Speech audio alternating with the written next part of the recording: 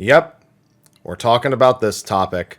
I hardly have a choice. Everyone and their mother keeps asking me about it on live stream every day. So I figured making a standalone video sharing everything that I can understand about the situation and my thoughts on it is faster than re-explaining myself 20 times over, especially given my average video length. Now, I want to say a few things before we get into the nitty-gritty. For one, I'm not going to be using any footage containing third-party add-ons, and I won't be mentioning any by name. The people who know will probably know, and we're going to just leave it at that. Second, I gotta be honest right off the bat, I don't really have any stake in the game here. I don't use third-party add-ons, and I haven't for quite some time. Yeah, I've had a damage meter in the past, but I've never shown it on stream, and I haven't had one for over a year, maybe a year and a half at this point. So I don't even have that. I'm such a vanilla player that how can I really have that deep of an opinion about what's going on? But as I'm watching everything unfold, there are things I want to discuss about the logistics of it. Really, the truth is, I don't care for add-ons. I feel no sort of way if we were to just not have them, if it were to be impossible to use them in some capacity. But I also don't care about their use, especially when it comes to user interface adjustments that really help someone with the quality of life of their game. I really only care about ones that provide distinct gameplay advantages, such as some of the PvP ones that have cropped up as of late, and some other ones that automatically perform actions for some players under certain conditions. But otherwise, most of the time I see something I just go, oh, that's nuts. And then I move on with my day, because quite frankly, it's not worth the energy getting upset about people using an add-on in a game. Finally, this video is going to be mostly presenting facts and then deriving a conclusion based on those and those alone, along with past actions or words by Yoshi P and the developers. You don't have to agree with the how or why things are handled or done, nor should you feel pressured to. It's not wrong to disagree with the situation, even if there is a fundamental reason for each and every thing that has been occurring. So don't let anyone pressure you into feeling that way. And you know what? If you have to say something to somebody else about how they feel about it, it's maybe not worth the effort. On that note, let's get started. And I think we should probably start with how this whole topic really kicked off. Now, it is something that has come up on and off over the years from Yoshi P and various live letters and yada, yada, yada. However, more recently, it was spewed on by the release of Dragon Song Reprise Ultimate, which was released on April 26, 2022. As someone who has completed it, I can tell you, it is one of the hardest and highest execution requiring encounters the game has ever had, even among Ultimate standards. Now, on May 2nd of 2022, Neverland, a team comprising of some North American and European players, claimed world first and allegedly is the first team to have defeated Dragon Song's Reprise Ultimate. We'll get to why I say allegedly in a minute, although I think we all pretty much accept they definitely beat it first. I don't think anyone else could hide having beaten it before them. They didn't release their VOD for the clear until May 4th, which was when a second group had finally cleared it. Now, several of these points of view had shown to be using third-party tools and add-ons, which, as usual, always sparks some debate and some discussion. It does it every Savage tier, it does it every Ultimate tier. It's just something that those of us who have played for a while have kind of gotten used to. I mean, it's just pretty standard. There's always tons of notice of these things whenever there's a world first race, especially for Ultimates given their difficulty. Some people really like to go off the rails with it too. The team Thoughts Per Second was unironically somehow accused of running private servers to practice future phases back when they claimed world first in the Epic of Alexander. And Act Yoshida recently came out and just said, that's impossible. There's no way they could have done that, especially in the time frame that they were given. Now, since then, some tools have released using all original code to simulate what those mechanics would look like, and unfortunately, that has empowered some to still feel the way that they do. So, probably the reason for Yoshi P's mention. However, this time things would be a little bit different. You see, normally, or at least for the last several expansions, the developers have directly congratulated the team who has cleared it first. Actually, they normally congratulate the first few teams for their clears. However, the official Twitter page announced that the encounter had been defeated, but not by whom, only wishing luck to the players who were still working on it. Instead, in a follow-up tweet, it linked to a statement from Naoki Yoshida, producer and director, regarding the use of third-party tools in response to their prevalence in Dragon Song's Reprise, both in the first clear and several that came after, not to mention live streams and the like. Now, Yoshida's comments here aren't really anything new. They're mostly reiterations of statements that he has made in the past and known terms of service applications, while also asking the post to not be taken out of context with individual excerpts. But this is the internet, so that had to happen.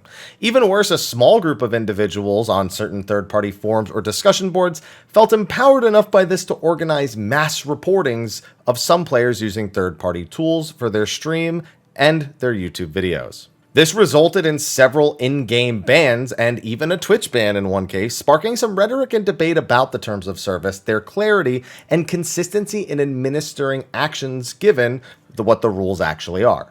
So this video, I kind of want to go over those points. We want to look at the terms of service, determine how clear they are, and answer a few questions people have been passing around. Some people have been asking some things, ironically, to meme, while others have taken them very seriously, and I want to cover all that.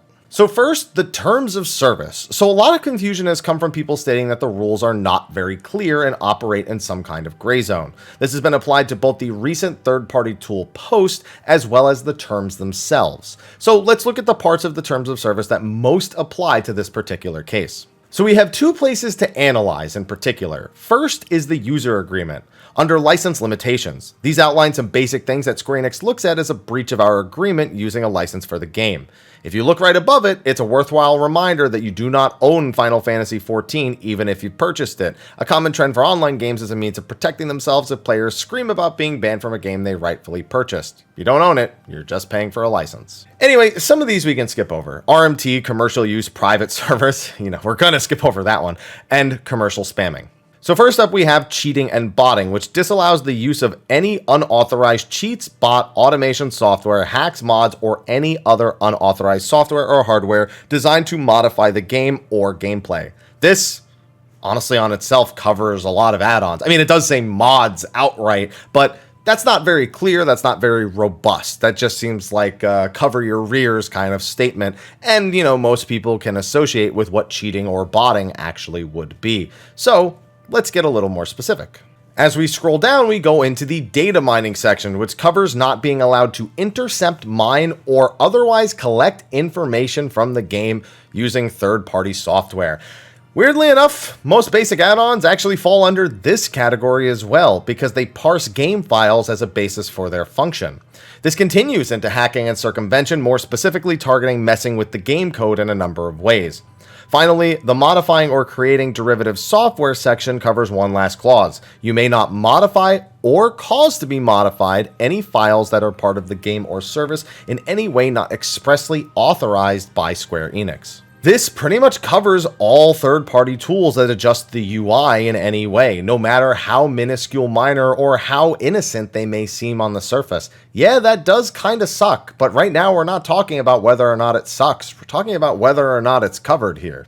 Now, if that isn't explicit enough, fortunately, we can also reference the prohibited activities section of the terms of service. Under behavior that disrupts the game balance, it clearly states, Square Enix strictly prohibits the use of third-party programs or tools as these disrupt the balance of the game. Third-party programs and tools that permit automated or absentee play are prohibited. A game master may speak to players to investigate and confirm absentee play, and if the player continues with this behavior contrary to the GM's instructions, they will be treated as participating in absentee play and subject to penalties. Accordingly, the following activities are prohibited: modifying, analyzing, integrating, and or reverse engineering game software or data, creating, distributing, using, or promoting utilities that interact with the game. Now, absentee play is just another fancy word for botting, but it's pretty explicit about third-party programs or tools that disrupt the balance of the game. Cross-examining this with the specific clauses in the user agreement, you can derive what kind of programs are and are not accepted. Add-ons that read game files pretty much covers everything, if the language for all of them not being allowed wasn't so explicit as it is here.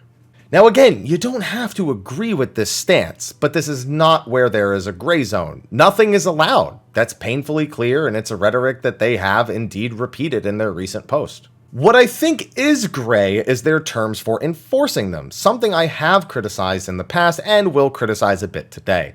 You see, it has been stated a number of times, including in the recent third-party tools post, that detection of these tools is impossible, as Square Enix will not install a software that allows detection of these things, so players using them privately and discreetly are basically impossible to detect and punish. The only few ways to get reprimanded is to post about it in-game, post about it publicly, or produce live stream or video content that contains said add-ons present.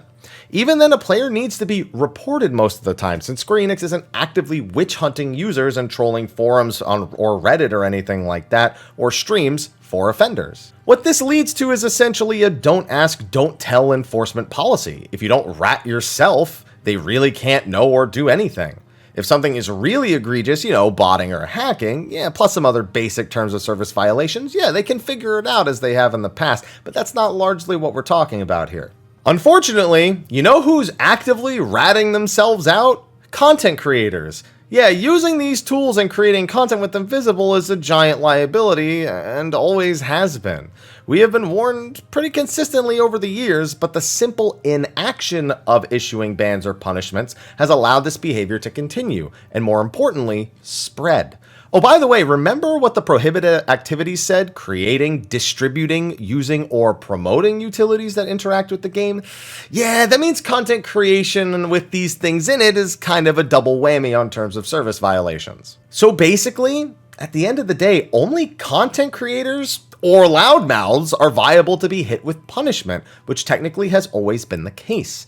There's just a crusade of weirdly empowered individuals taking into their own hands at the moment.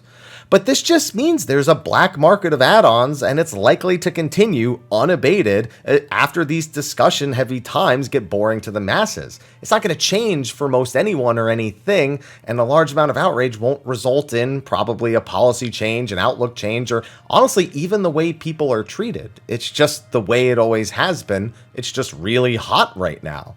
However, that's not a great way of handling things, and more clearly defined rules and more clearly defined means of reporting these kind of things with proof of any kind probably should be in the works, because it's kind of weird that only the people who are most public about it are the people to be punished, meaning quiet people will always slip under the rug. So we've pretty clearly looked at what is stated as not allowed and the results of that, how they would actually handle the banning for it, as well as unfortunate as it is, and something I don't particularly agree with.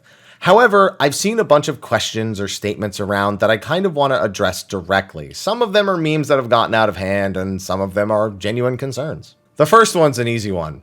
Is Discord bannable? Again, this is largely circulated as a meme, but sometimes people don't pick up on the joke, and so I have to explain this here. Under the terms established by the terms of service, especially the specifics in the user agreement, no, Discord is not a bannable software, as it does not read or alter game files. Not to mention, you could just run it on your phone. It wouldn't even be detectable anyway, no matter what you're doing. There are ways to feed Discord information through other programs, such as sort of looping it into the process, but the initial program feeding Discord the information becomes the true offender in this case. The rumor of someone being banned for their Discord overlay was found to be untrue, as they had other third-party software prevalent in their content. Now, if not for the recent third-party tools post, I could probably end my explanation there. However, one line taken out of context has led people to, just question whether or not the terms of service is telling us the truth. What about the part of the recent post that says use of tools that allows players to more easily complete content? Using voice comms makes it easier, so doesn't that count?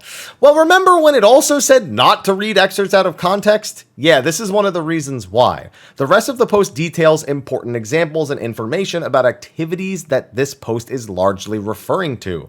If third-party voice comm applications were considered a major problem, they'd be listed somewhere, anywhere at all, given how prevalent they are. They're not some deep secret that Yoshi P doesn't know about and didn't consider. They're not here because they're not important to the discussion. Now, I understand that the lack of mentioning it is not proof enough for some people that it is okay. So I do agree that perhaps in the future they should address this directly. Again, direct confirmation is always better than having to read a little bit between the lines. Next one is Square Enix shouldn't have acted so suddenly. There should have been a grace period. I remember when I saw this one, I was quite surprised. There actually was a grace period of about 9 years since the terms of service were incorporated. Now, of course, this is largely sparked by the question of why are these bans happening all of a sudden? Well, I mentioned earlier that third-party forums and discussion boards were banding together to mass report players. Those players have been the target of the bans for the most part. Now, as a reminder, targeted mass reporting is actually against the terms of service as well when it is weaponized as a form of harassment. However, these are paying customers mass reporting something that is a documented terms of service violation, so you're kind of stuck between a rock and a hard place here. There's no winning in this situation. I don't think it's a cool thing to do to sit there and just try to mass report people for adding little tiny things or things they just don't like because it is technically against the terms of service, but it's against the terms of service. So how do you do this? How do you handle this? Glad I'm not the one who has to choose. All right, next, they should make a specific list of what is and isn't allowed. Well, they did. It specifically says everything isn't allowed. If anything, it'd be faster to just say, you can use voice communication such as Discord and then continue on, as it would probably be much faster. The main reason for not listing what isn't allowed specifically is that they basically need to be on an endless watch duty to see if something new pops up. This is kind of brought up in the recent third-party tools post as well. If it's not listed in the terms of service while other specific examples are, it becomes gray, even if you say other programs like this are not allowed, because you've already given some specific examples. People will always turn to that, and Yoshi P is a stickler for the details. Unfortunately, also, updating the terms of service isn't simple if they need to add something to it. Somebody doesn't just wake up, press edit on the web page, and write something in new. It requires drafts, approvals, legal research, and implications against the laws and locations of operation, and it takes quite some time to approve. Multinational corporation headaches. Oh, here's another common one. Is G-Shade allowed? Actually, it is, under one particular condition. You must not have a visible Final Fantasy XIV watermark in any publicly posted content. This was covered back all the way in 2013, and if anything, they really should add a more specific notation in the current terms of service for clarity's sake, as I could not find an actual exactly listed thing like this, but Yoshi P himself has stated this just a very long time ago.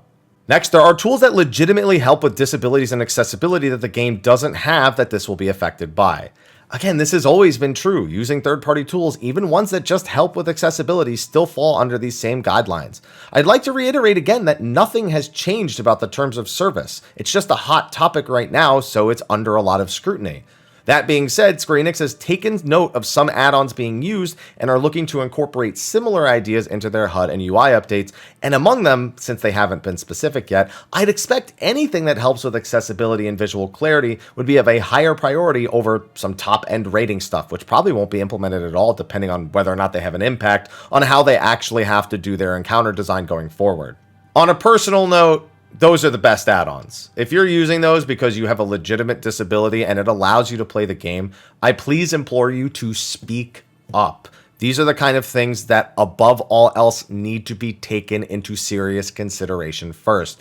I am colorblind, and I find Final Fantasy XIV's colorblind options to be unsatisfactory. It doesn't help when multiple of the same color are overlapping with each other. It might make it mildly better, but I have to make my game look like an acid trip to have any sort of effect, and quite frankly, I don't want to look at that either. So maybe some would say it's my fault because my eyes suck. And yes, there are overlays that you can put in your monitor, programs that do not interact with game files that would affect those things.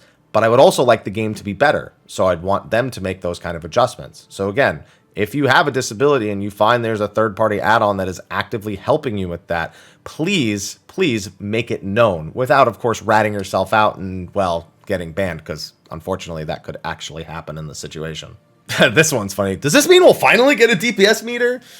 Negative, most likely at least. Any tools that can be harnessed for harassment are things that Square Enix probably is going to keep avoiding. This goes for other add-ons that are used by endgame raiders as well. They might reveal more information to the player, but some might also be used to track other players and their actions, making them things that Square Enix wants to avoid. I do hope for personal DPS meters one day. I personally don't see the harm in it. At least put it in Stone Sky C. At the very least, put it there, or even put a result screen that gives you just the end result when you're done. Do something with it just to work on personal performance, but I just have a feeling that isn't coming. It's just been so long. Now, I could go on and find more questions and statements regarding what's happening, and I could find a quote, Yoshi P said this, or an interview that, or I could refer to this in the terms of service that At the end of the day, it's just how I wanted to present my facts, my information, and my opinion.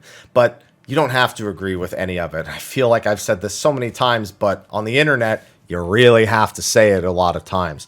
This is just how I wanted to formulate my thoughts and everything, so if somebody does ask, I can just refer to this instead of, again, explaining it for the 20th time. So, TLDR, but I'm doing it at the end because I want those juicy YouTube watch minutes.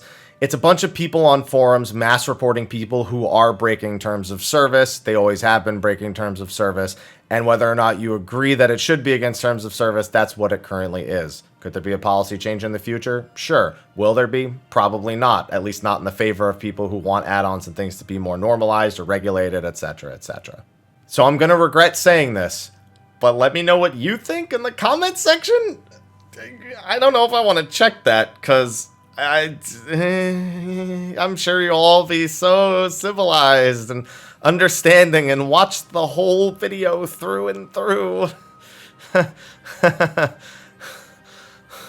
Thanks for watching. I'm gonna go cleanse my brain of all this now.